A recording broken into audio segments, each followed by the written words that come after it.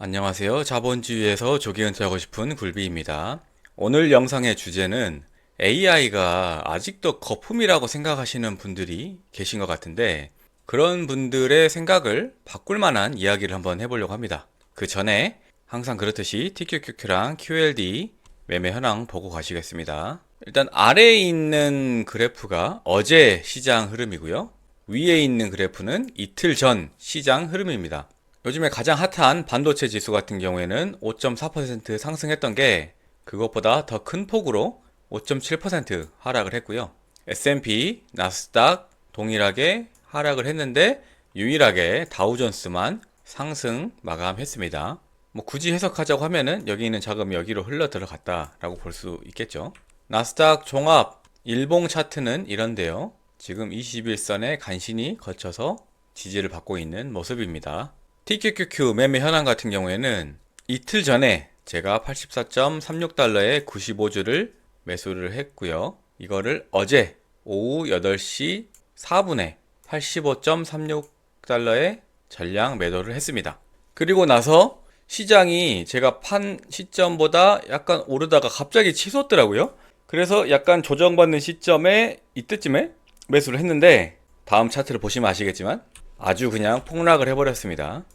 그런데 제가 지난번 영상에서 말씀드린 것처럼 1.5차 매수를 해가지고 80.xx 달러쯤에 LOC 매수를 제가 한다고 했잖아요. 그래서 그게 어제 종가가 79.89달러였기 때문에 매수가 되었습니다.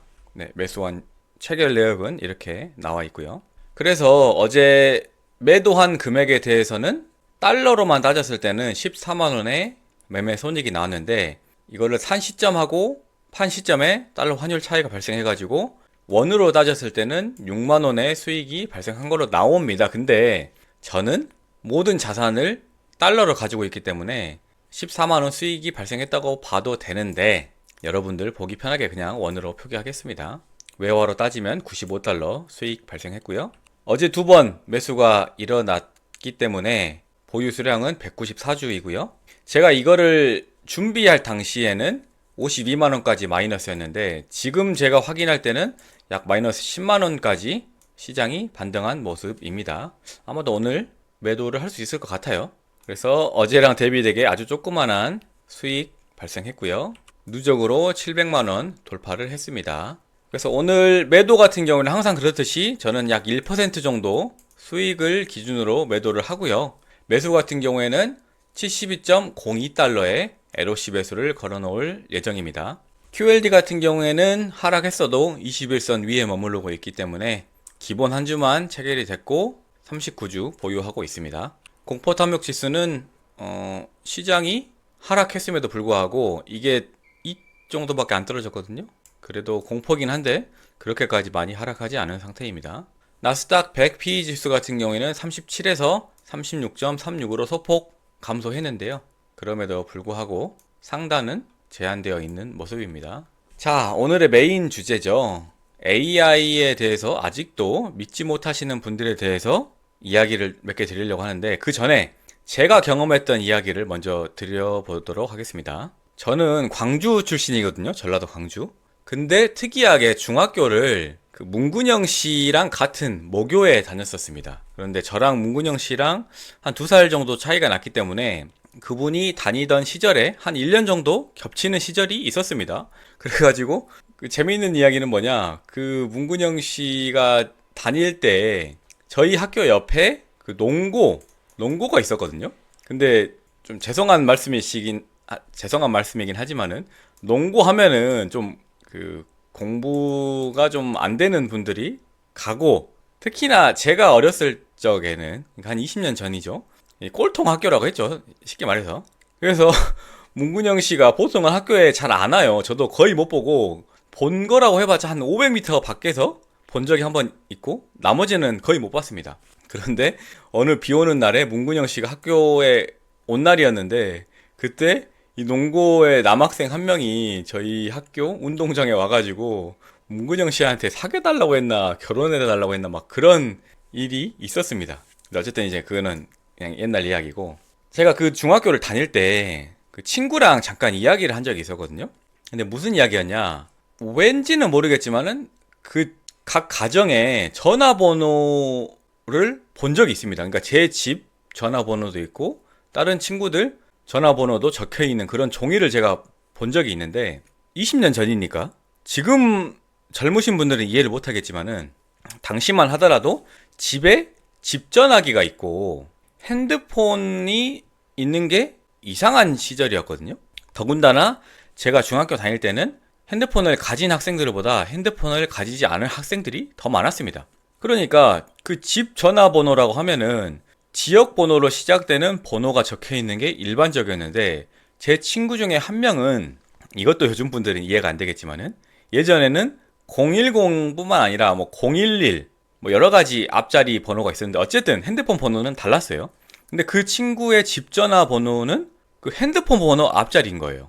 그래가지고 특이하잖아요. 거의 대다수가 아니고 그 친구를 제외하고는 다 전화번호가 그 지역번호 앞자리가 써져 있었는데 그 친구만 핸드폰 번호가 써져 있어가지고 제가 그 친구랑 이야기를 잠깐 했었습니다. 그래서 뭐 대충 이런 내용이죠. 야, 너희 집에 전화가 없냐?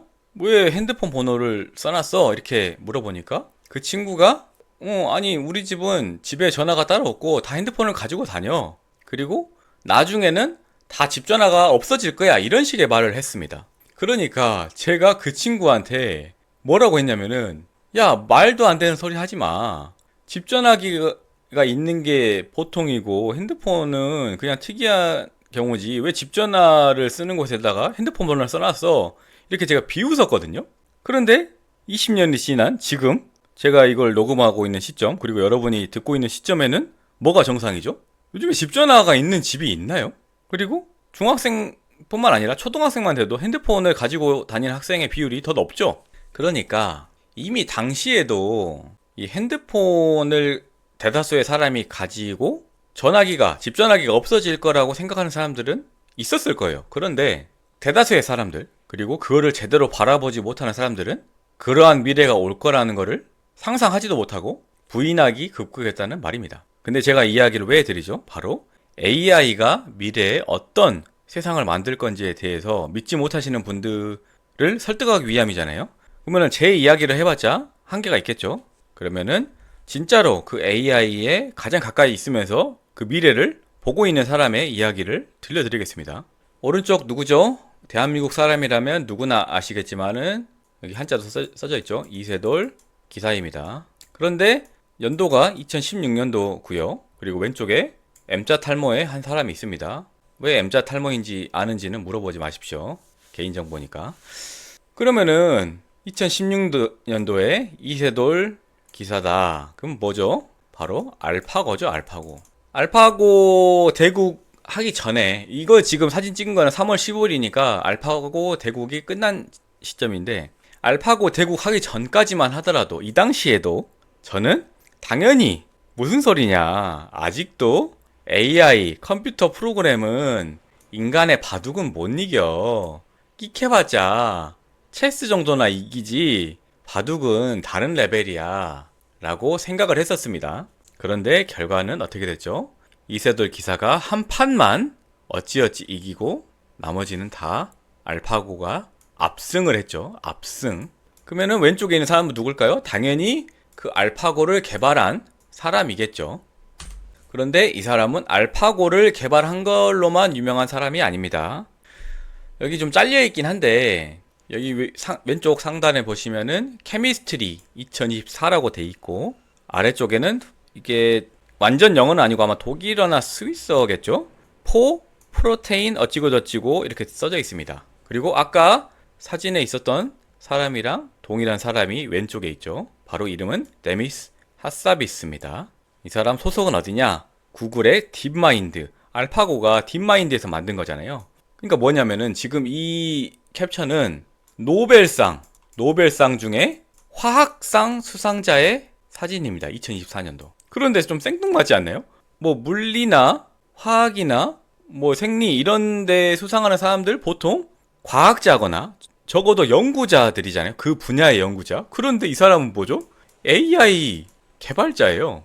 그런데 이 사람은 2024년도 노벨 화학상의 수상자입니다. 뭘로? 제가 정확한 내용은 정리를 안 해서 모르는데 어떤 그 단백질을 합성하는 거를 AI를 통해 가지고 이 사람이 발견을 했습니다. 그 공로로 노벨 화학상을 받은 겁니다. 근데 이 데미스 하사비스라는 사람에 대해서 제가 잠깐 조사를 해봤는데 이 사람은 그냥 천재입니다. 그냥 천재. 간단하게 말해서 이 사람은 4살 때 체스를 배웠거든요. 체스를. 근데 체스를 배운 지 2주 만에 어른들을 다 이겼고요. 그리고 이 사람은 15세 때 그 AI 기업에 채용이 됐습니다. 그리고 16세 때 어떤 시험을 통과해가지고 그 대학교, 지금 영국 사람이니까 영국 명문 대학교에 합격할 수 있었음에도 불구하고 영국은 17세부터 아무리 젊어도 17세부터 대학교를 갈 수 있다는 규정이 있어가지고 대학교를 못 갔고, 이 사람은 20살이 되기 전에 게임을 2개 개발해가지고 게임을 판 사람이에요. 그러니까 이 사람은 그냥 천재. 네, 그냥 천재입니다. 이 사람은 데미스 하사비스, 구글 딥마인드, 알파고랑 노벨 화학상 2024년도 수상자입니다. 어떤 레벨의 사람인지 아시겠죠? 그런데 이 사람이 최근에 인터뷰를 한 게 있습니다. 그런데 그 사람들이 요즘에 AI가 진짜로 돈을 벌기 위해서는 AGI, 그러니까 Artificial General Intelligence라 해가지고 그냥 사람처럼 생각할 수 있는 인공지능이 나와야지 진짜로 이 인공지능이 돈을 벌기 시작할 거라고 말을 하잖아요. 그런데 이 인터뷰에서 이 사람은 AGI가 달성되기 위해서는 아직까지는 3가지 문제점이 있다고 말했습니다. 아직까지 그 단계에 이르지 못했다고 말했는데, 첫 번째로 현재의 AI는 지속 학습 능력이 결여돼 있어가지고 그냥 학습한 것만 고정이 돼 있고 그 더 한 발짝 나가지는 못한다는 말입니다. 그러니까 아직까지는 인간처럼 지식을 습득하고 그거를 피드백 해가지고 그 이상을 합수하는 것에 대해서는 한계가 있다는 말입니다. 두 번째는 단기적인 계획은 세울 수 있지만은 수년에 걸쳐 계획하는 것처럼 장기적인 계획을 세울 능력은 현재로서 부족하다라고 말했습니다. 이게 두 번째고요. 세 번째는 어떤 분야는 능숙하지만은 다른 분야에는 미숙하다라는 점을 짚었는데요. 현재 AI 같은 경우는 수학 올림피아드에서 금메달 딸 정도의 수학 문제를 풀 수 있지만은 뭐 아주 간단한 중고등학생도 풀 수 있는 기본적인 수학 문제는 실수를 저지르기도 한다고 합니다. 그러니까 어떤 분야에서는 천재인데 어떤 분야에서는 둔재 이하라는 게 AGI라고 부르기에는 한계가 있다고 말하는 겁니다. 그런데 이 사람은 소속 자체가 구글의 딥마인드 소속이잖아요. 그러면은 이 사람 입장에서 봤을 때, 그러니까 순수히 상업적, 다른 말로 돈의 측면에서 봤을 때 이 사람이 이런 말을 해봤자 이 사람의 입장에서는 도움이 될 게 하나도 없습니다. 그냥 이 사람은 그냥 모든 게 잘 되고 있다.